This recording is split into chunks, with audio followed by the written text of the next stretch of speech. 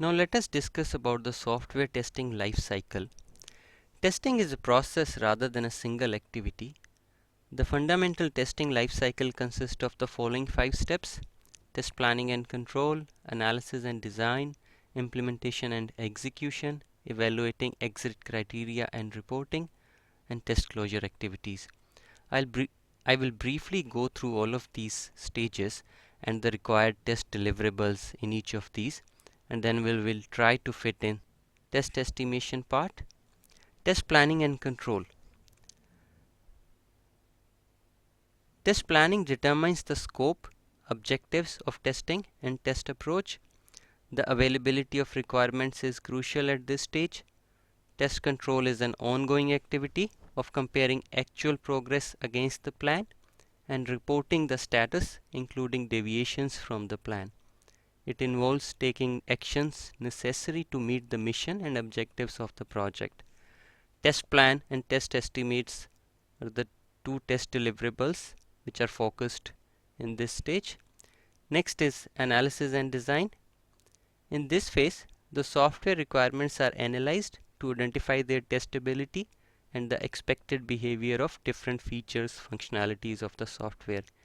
In addition to these activities, test environment infrastructure and the support required to perform the testing are also identified.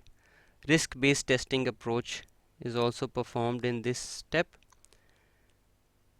Test scenarios, test cases, traceability metrics, which are test deliverables. Implementation and execution. During test implementation, test cases are further refined, test data is created, test suites are created for efficient test execution, and test environment is implemented and verified. The test execution part majorly covers evaluating the entry criteria and exit criteria, executing the test cases, logging defects for the discrepancies, and preparing test execution results. The status reports, defects management, all those come under this stage. Then moving on to the evaluating exit criteria and reporting. It is an activity during which test execution is assessed against the defined objectives. This should be performed at each test level. So test entry and exit criteria defined in the test plan are majorly checked in this stage.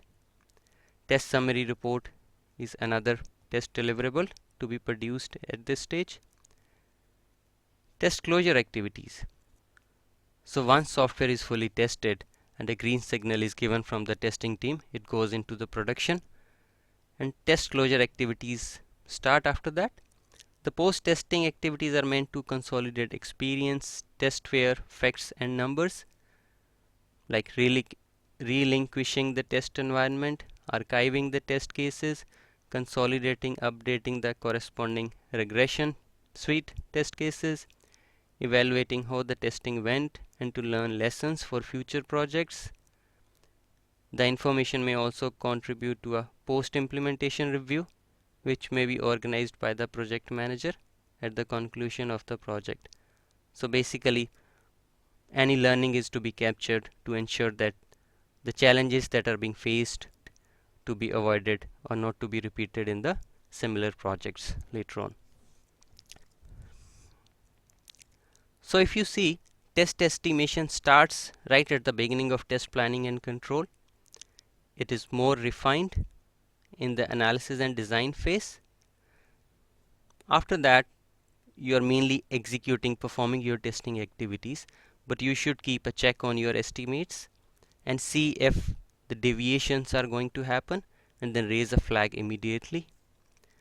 Another factor I would like to touch upon here is more clarity on requirements. So in the analysis and design phase, when you get more clarity on your requirements, your estimation variance reduces, and it should come down to plus minus 10%. Practically it might not be possible, but theoretically it should come down to that level, and it's an important input to the test plan also.